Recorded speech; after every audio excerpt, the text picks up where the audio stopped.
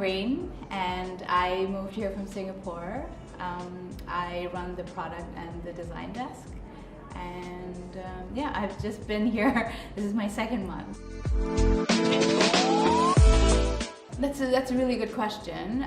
So essentially I work with companies that are either a fintech or a startup, or it can also be a digital bank.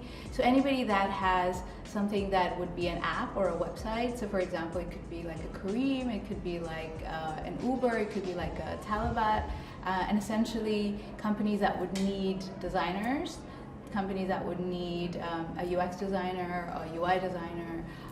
It could also be a UX writer. So I work with those types of roles. So when you're interacting, for example, with an Uber, and you are, on the app and trying to call a taxi, that experience that you have with the product is the user experience, and the UI would be what the app looks like, the colors, the type, what it feels like. That is the UI component.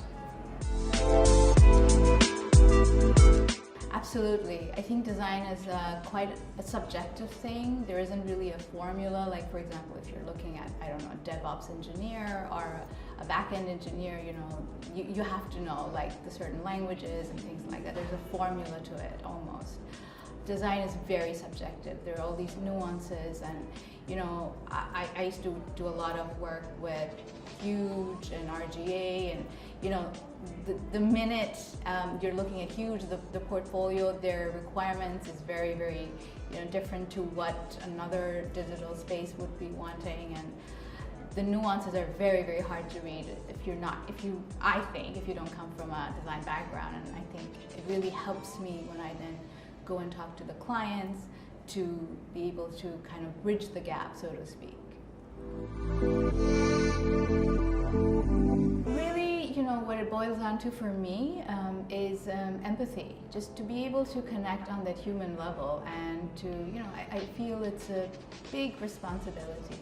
We're connecting people to their dream jobs almost, and just to, connect on that human level, and to think of that bigger picture of, for example, if I'm relocating a candidate from, country X to country Y, like how is this going to impact their family, their career, longevity, etc. And just connecting from that point of view, I think it really helps me.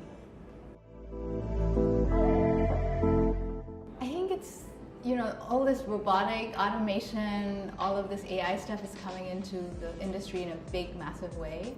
But I think the one thing that's gonna still remain, and it's gonna be more critical than ever, is what humans can bring to the table, and this human element of like being able to connect to people. And we're constantly plugged onto devices, and I think that that human touch, being able to connect, empathy, creativity, and I think that is what's going to really help a business to stay relevant in this very, very changing digital space.